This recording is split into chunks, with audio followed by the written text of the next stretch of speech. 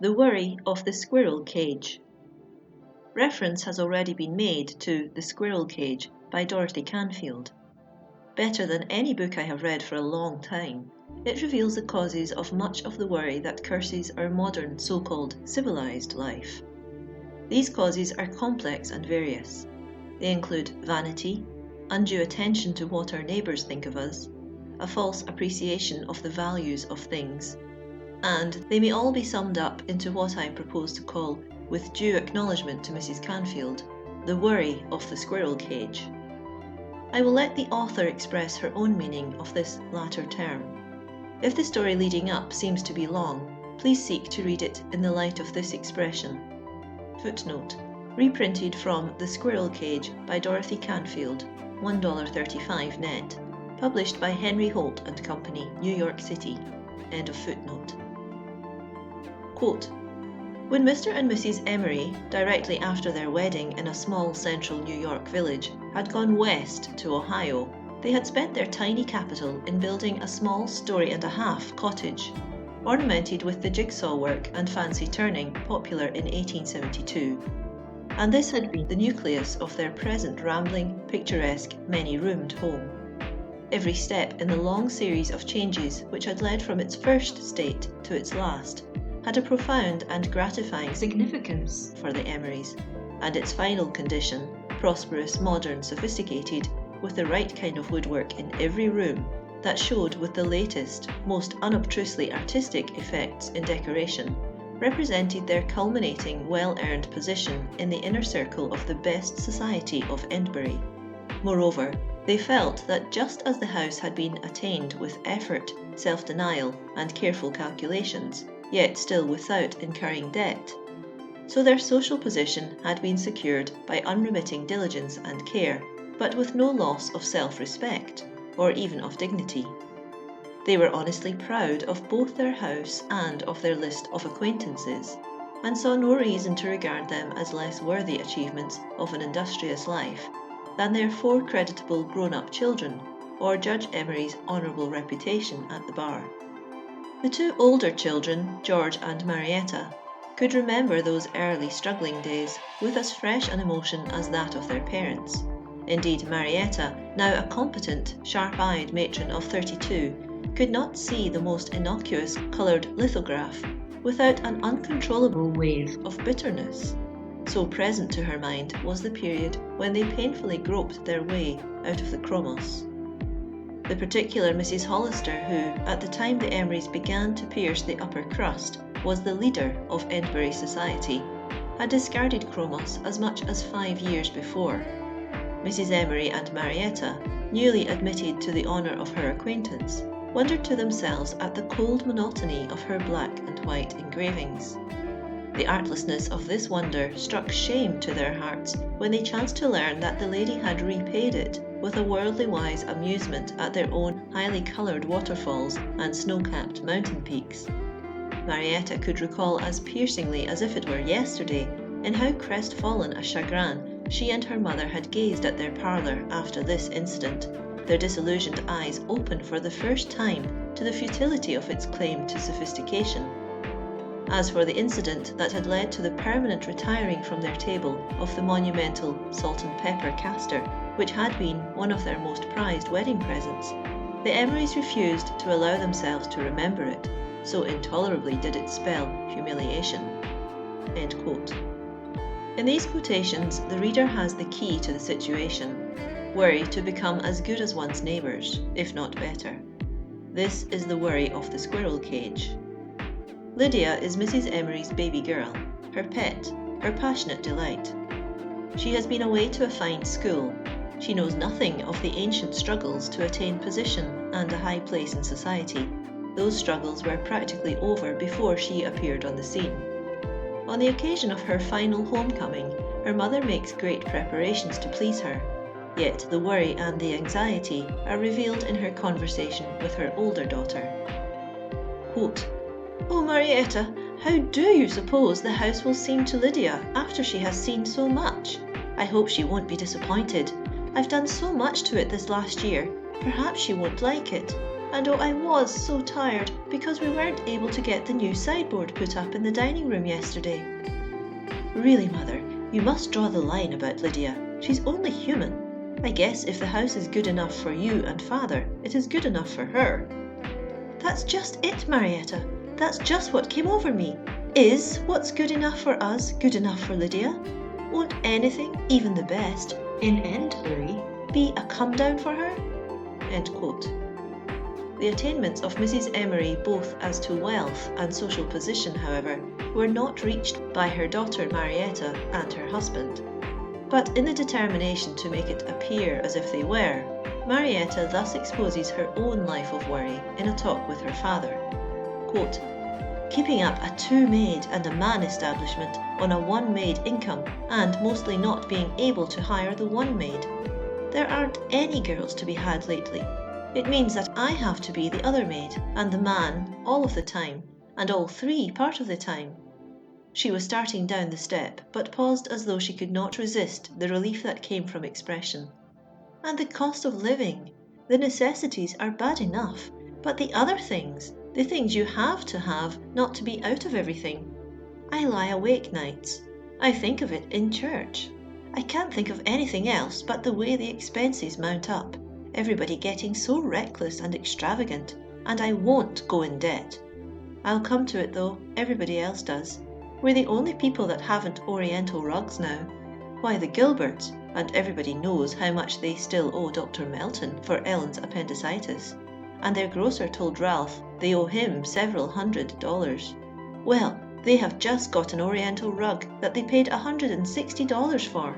Mrs. Gilbert said they just had to have it, and you can always have what you have to have. It makes me sick. Our parlour looks so common, and the last dinner party we gave cost... End quote. Another phase of the squirrel cage worry is expressed in this terse paragraph. Quote, Father keeps talking about getting one of those player pianos, but Mother says they are so new you can't tell what they are going to be. She says they may get to be too common. End quote. By and by it comes Lydia's turn to decide what place she and her new husband are to take in Enbury society. And here is what one frank, sensible man says about it. Quote, it may be all right for Marietta Mortimer to kill herself body and soul by inches to keep what bores her to death to have, a social position in Enbury's 2 for a cent society. But for the Lord's sake, why do they make such a howling and yelling just at the tree when Lydia's got the tragically important question to decide as to whether that's what she wants? It's like expecting her to do a problem in calculus in the midst of an earthquake. End quote. And the following chapter is a graphic presentation as to how Lydia made her choice in perfect freedom, oh, the frightful sarcasm of the phrase, during the excitement of the wedding preparations and under the pressure of expensive gifts and the ideas of over-enthusiastic society friends. Lydia now began her own squirrel cage existence. Even her husband urges her into extravagance in spite of her protest by saying, nothing's too good for you, and besides, it's an asset. The mortgage won't be so very large, and if we're in it, we'll just have to live up to it. It'll be a stimulus. One of the sane characters of the book is dear, lovable, gruff Mr. Melton, who is Lydia's godfather, and her final awakening is largely due to him. One day he finds Lydia's mother upstairs sick abed, and thus breaks forth to his godchild, quote, about your mother. I know without going upstairs that she is floored with one or another manifestation of the great disease of social ambitionitis. But calm yourself. It's not so bad as it seems when you've got the right doctor. I've practiced for 30 years among Enbury ladies. They can't spring anything new on me. I've taken your mother through doily fever, induced by the change from tablecloths to bare tops, through portiere inflammation, through afternoon tea distemper, through Art Nouveau prostration, and mission furniture palsy, not to speak of a horrible attack of acute insanity over the necessity of having her maids wear caps. I think you can trust me, whatever dodge the old malady is working on her. End quote. And later, in speaking of Lydia's sister, he affirms, quote, your sister Marietta is not a very happy woman. She has too many of your father's brains for the life she's been shunted into. She might be damming up a big river with a finely constructed concrete dam, and what she is giving all her strength to is trying to hold back a muddy little trickle with her bare hands. The achievement of her life is to give on a 2,000 a year income the appearance of having 5,000 like your father. She does it. She's a remarkably forceful woman, but it frets her. She ought to be in better business, and she knows it, though she won't admit it." End quote. Oh, the pity of it, the woe of it, the horror of it. For it is one of the curses of our present-day society, and is one of the causes of many a man's and woman's physical and mental ruin. In the words of our author elsewhere, quote, "They are killing themselves to get what they really don't want and don't need, and are starving for things they could easily have by just putting out their hands." End quote. Where life's struggle is reduced to this kind of thing, there is little compensation. Hence we are not surprised to read that, quote, "Judge Emery was in the state in which of late the end of the day's work found him, overwhelmingly fatigued. He had not an ounce of superfluous energy to answer his wife's tocsin, while she was almost crying with nervous exhaustion. That Lydia's course ran smooth through 1,000 complications was not accomplished without an incalculable expenditure of nervous force on her mother's part. Dr. Melton had several times of late predicted that he would have his old patient back under his care again. Judge Emery, remembering this prophecy, was now moved by his wife's pale agitation to a heart-sickening mixture of apprehension for her and of recollection of his own extreme discomfort whenever she was sick." End quote. Yet, in spite of this intense tension, she was unable to stop, felt she must go on, until finally a breakdown intervened and she was compelled to lay by. On another page, a friend tells of his great-aunt's experience.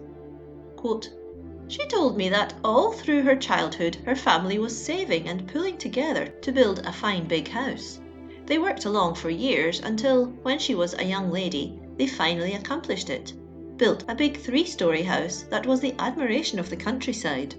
Then they moved in, and it took the women folks every minute of their time, and more, to keep it clean and in order. It cost as much to keep it up, heated, furnished, repaired, painted and everything, the way a fine house should be, as their entire living used to cost. The fine big grounds they had laid out to go with the mansion took so much time to..." End quote.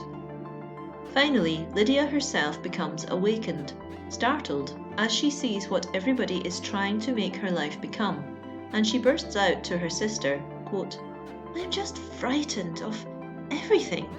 What everybody expects me to do, and to go on doing all my life, and never have any time but to just hurry faster and faster, so there'll be more things to hurry about, and never talk about anything but things." She began to tremble and look white, and stopped with a desperate effort to control herself, though she burst out at the sight of Mrs. Mortimer's face of despairing bewilderment. "Oh, don't tell me you don't see at all what I mean. I can't say it, but you must understand. Can't we somehow all stop now and start over again? You get muslin curtains and not mend your lace ones. And Mother, stop fussing about whom to invite to that party. That's going to cost more than he can afford, Father says. It makes me sick to be costing him so much. And not fuss about having clothes just so. And Paul have our house built little and plain, so it won't be so much work to take care of it and keep it clean. I would so much rather look after it myself than to have him kill himself making money so I can hire maids that you can't. You say yourself you can't. And never having any time to see him. Perhaps if we did, other people might, and we'd all have more time to like things that make us nicer to like." End quote. And when her sister tried to comfort her, she continued, quote, "You do see what I mean.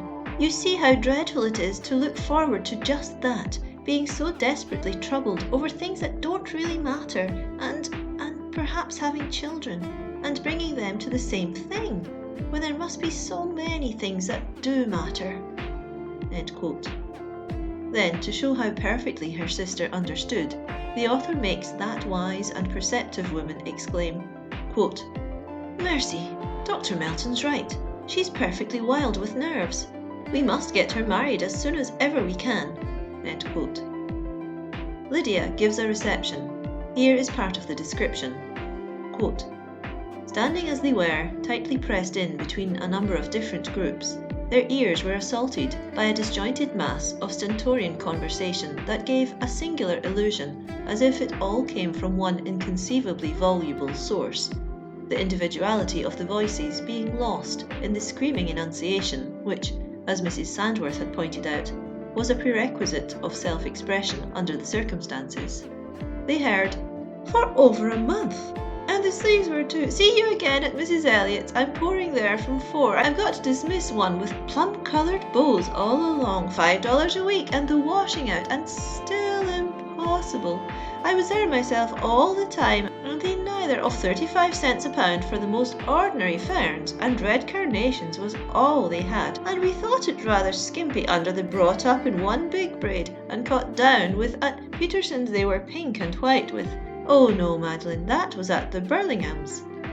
Mrs. Sandworth took a running jump into the din and sank from her brother's sight, vociferating, "The Petersons had them of old gold, don't you remember, with little—" The doctor, worming his way desperately through the masses of femininity, and resisting all attempts to engage him in the local fray, emerged at length into the darkened hall, where the air was, as he told himself in a frenzied light of imagination, less like a combination of a menagerie and a perfume shop.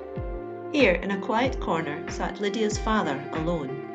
He held in one hand a large platter piled high with wafer-like sandwiches, which he was consuming at a gargantuan rate, and as he ate, he smiled to himself. "Well, Mr. Ogre," said the doctor, sitting down beside him with a gasp of relief, "let a wave-worn mariner into your den, will you?" Provided with an auditor, Judge Emery's smile broke into an open laugh. He waved the platter toward the uproar in the next rooms. "A boiler factory ain't in it with women, lovely women, is it?" he put it to his friend. "Gracious powers, there's nothing to laugh at in that exhibition," the doctor reproved him with an acrimonious savagery. "I don't know which makes me sicker, to stay in there and listen to them, or come out here and find you thinking they're funny." "They are funny," insisted the judge tranquilly. "I stood by the door and listened to the scraps of talk I could catch, till I thought I should have a fit. I never heard anything funnier on the stage." "Looky here, Nat," the doctor stared up at him angrily. "They're not monkeys in a zoo, to be looked at only on holidays and then laughed at. They're the other half of a whole that we're half of, and don't you forget it. Why in the world should you think it funny for them to do this tomfool trick all winter and have nervous prostration all summer to pay for it? You'd lock up a man as a dangerous lunatic if he spent his life so. What they're like and what they do with their time and strength concerns us enough sight more than what the tariff is, let me tell you." "I admit that what your wife is like concerns you a whole lot." The judge laughed good-naturedly in the face of the little old bachelor. "Don't commence jumping on the American woman so. I won't stand it. She's the noblest of her sex." "Do you know why I am bald?" said Dr. Melton, running his hand over his shining dome. "If I did, I wouldn't admit it." The judge put up a cautious guard. "Because I foresee that whatever I say will be used as evidence against me. I've torn out all my hair in desperation at hearing such men as you claim to admire and respect and wish to advance the American woman. You don't give enough thought to her, real thought, from one year's end to another, to know whether you think she has an immortal soul or not." End quote. Later, Lydia's husband insists that they give a dinner.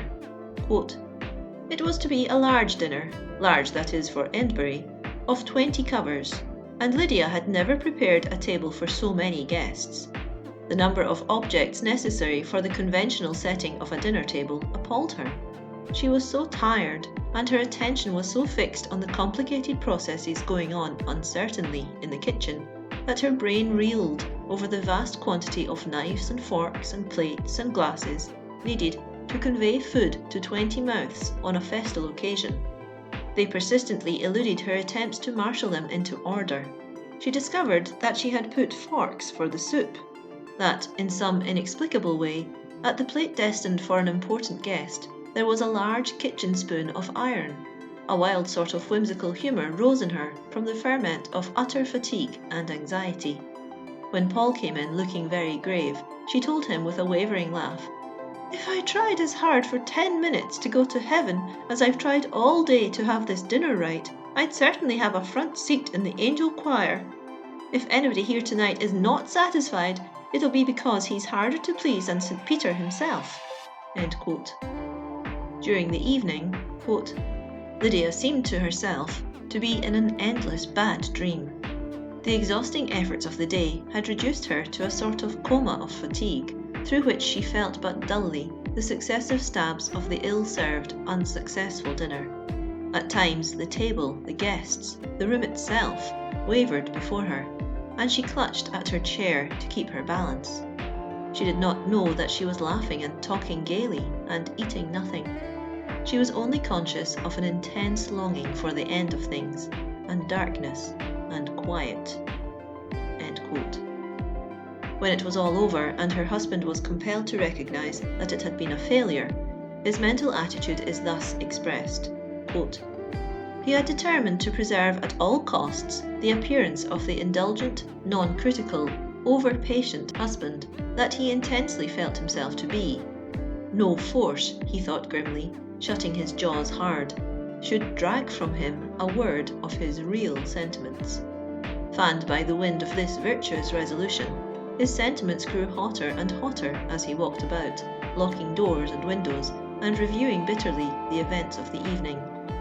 If he was to restrain himself from saying, he would at least allow himself the privilege of feeling all that was possible to a man deeply injured. End quote. And that night Lydia felt for the first time the quickening to life of her child, and during all that day until then she had forgotten that she was to know motherhood. Can words more forcefully depict the worry of the squirrel cage than this? That an unnecessary dinner, given in unnecessary style, at unnecessary expense, to visitors to whom it was unnecessary, should have driven from her thought, and doubtless seriously injured, the new life that she was so soon to give to the world.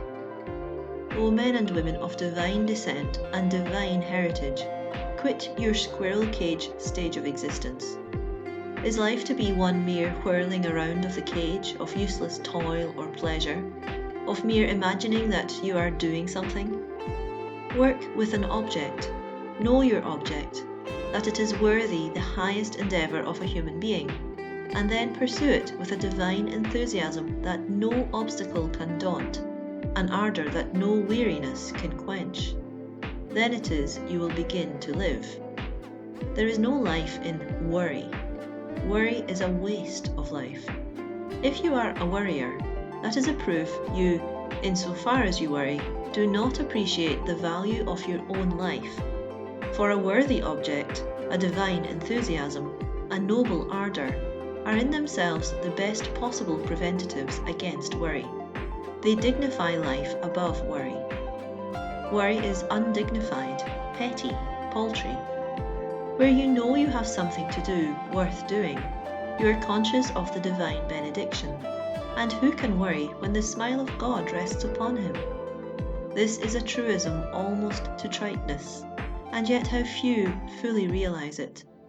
It is the unworthy potterers with life, the dabblers in life stuff, those who blind themselves to their high estate, those who are unsure of their footing, who worry. The true aristocrat is never worried about his position. The orator convinced of the truth of his message worries not as to how it will be received. The machinist, sure of his plans, hesitates not in the construction of his machinery. The architect, assured of his accuracy, pushes on his builders without hesitancy or question, fear or alarm. The engineer, knowing his engine and his destination, has no heart quiver as he handles the lever. It is the doubter, the unsure, the aimless, the dabbler, the frivolous, the dilettante, the uncertain that worry. How nobly Browning set this forth in his epilogue, quote, "What had I on earth to do with the slothful, with the mawkish, the unmanly? Like the aimless, helpless, hopeless did I drivel, being who?